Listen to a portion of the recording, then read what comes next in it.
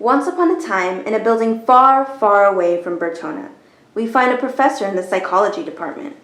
He spent most of his time and energy in this psychological cave.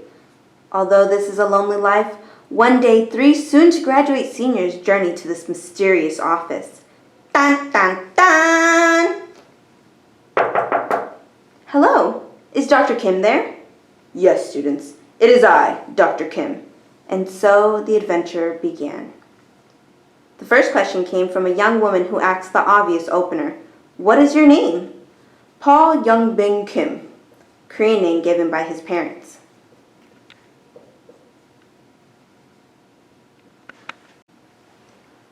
Followed by an even more obvious interview question from another young woman. Can you state for the audience how long you've been in this profession? The length of experience I've had as a psychologist that I've had is 16 years in total. Well, that's pretty fantastic if you ask me. But back to the story. I've spent 4 years as an undergraduate psychology major, 6 as a graduate student, equaling a total of 10 years of school. Immediately after I received my PhD, I became a professor at this fine establishment, Seattle Pacific University. Devery, the final young woman who had entered the classroom and then asked a question with a more intellectual value. What primary theories over the course of your career have you drawn from your research? Well, I've trained as a common behavioral therapist, counseling psychologist, and heavy emphasis on cognitive behavioral therapy. The other theories, like psychodynamic approaches, I did not take as much into account.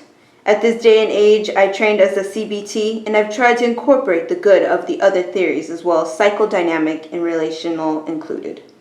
Other primary focuses I've included into my research has been multicultural psychology with a strong emphasis in my time as a graduate training.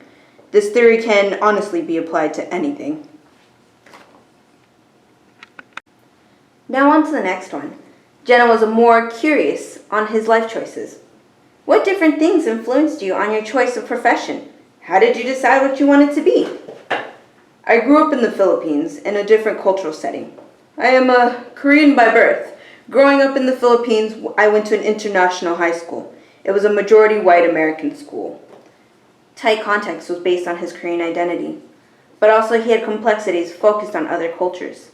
Based on these difficulties and conflicts based around his cultures, he found himself. Becoming a psychologist was a way for me to help other people with difficulties that I had to deal with growing up. I wanted to help other people, so I focused on counseling. Because of my initially narrow mindset, in graduate school, I had a better understanding of what a PhD level really meant. But quickly into graduate training, my calling was no longer focused on therapy. At the end of the day, I was really spent about the clients and what had occurred that day. Research, computer-based work, and interacting with students was a very energizing comparison. I found myself recognizing a calling towards academic psychology. And now a message from our sponsors. So Alma, tell us some reasons why you want to attend Seattle Pacific University. Well, I want to attend Seattle Pacific University because I want to take classes from Paul Kim. What classes does Paul Kim offer? Well, abdominal psychology, cross-cultural psychology, Gen Psych. What else more? Seattle Pacific University for me, and the place to be. Limited classes spaced for only 16, only offered during specific quarters with Paul Kim. This message has not been approved by Paul Kim. We are waiting on our IRB proposal to go through. Thank you.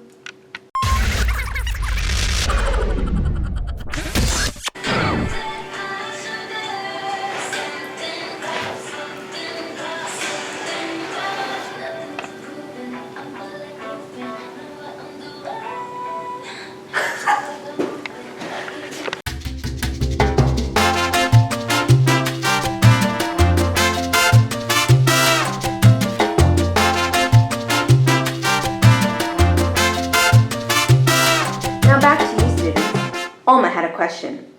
Which aspects of life are you interested in and passionate with in your profession? The ability to work with students, both inside and outside of the classroom, keeps me going. I actually had a student go to the professional conference. Being a mentor and helping guide these students is a constant reminder of why I'm in this profession. There is a good mix and predictability and things that are new in my profession. Students are always catching me cracking on the same jokes, but things do always come unexpected, which is nice. Good new things that generally come up with different ideas and make up the students come up with different dynamics. The unpredictability in the classroom is absolutely wonderful. You go, Dr. Kim, being fantastic professor yet again.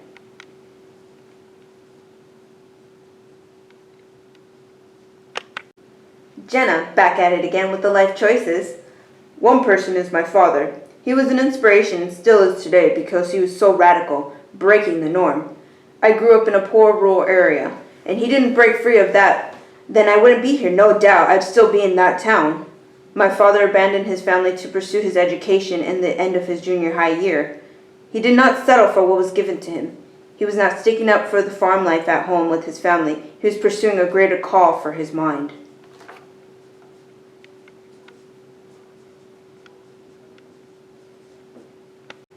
Devery then jumps into a question regarding his studies further. What cultural, religious, and economical, political, and general professional forces do you see influencing psychology? How do you see that taking place in your work?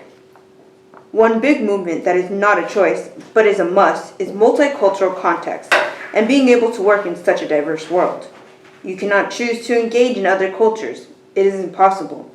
It is a critical question is what it is, and what we can do differently and work in understanding perspectives through our students. Something is, and with us, is why cross-cultural psychology would be a requirement. Another movement is an integration in neuroscience and psychology. There was a time where neuroscience was a separate field from psychology. Behavioral, emotional, and biological basis, it was an integration movement and was a must. With all this knowledge and wisdom, there must be something else that we can learn. Alma then came up with a spectacular question.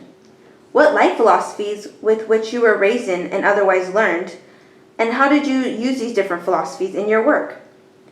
Asian values are held strongly and were the value of hard work, despite the harsh circumstances that were hard work and do not cause terrible trouble in your settings. Positive yet challenging outcomes are the model minority aspect, cause struggle within our desires. Keep quiet and work hard and get through it. But looking into this difficulty and speaking up against racial injustice influences me in my search. Really interested me in the model minority stereotype, which happens with you when you internalize the model minority stereotype. Asian Americans are all held by hardworking, successful, and smart. What happens when you start to believe in that stereotype? Internal racism, seeming positive stereotypes that there can be negative consequences. One way on how life philosophies have impacted my research, but what are the consequences of our own philosophies? They concluded with one last question from the group as a whole. From your perspective, what is the nature of humanity? Well, for example, are people inherently good? Are people inherently evil or neutral? Balanced perspective, bad and good in terms of human nature. Theological learning comes in, starting with the bad as a place to explain. There is imperfection in the world.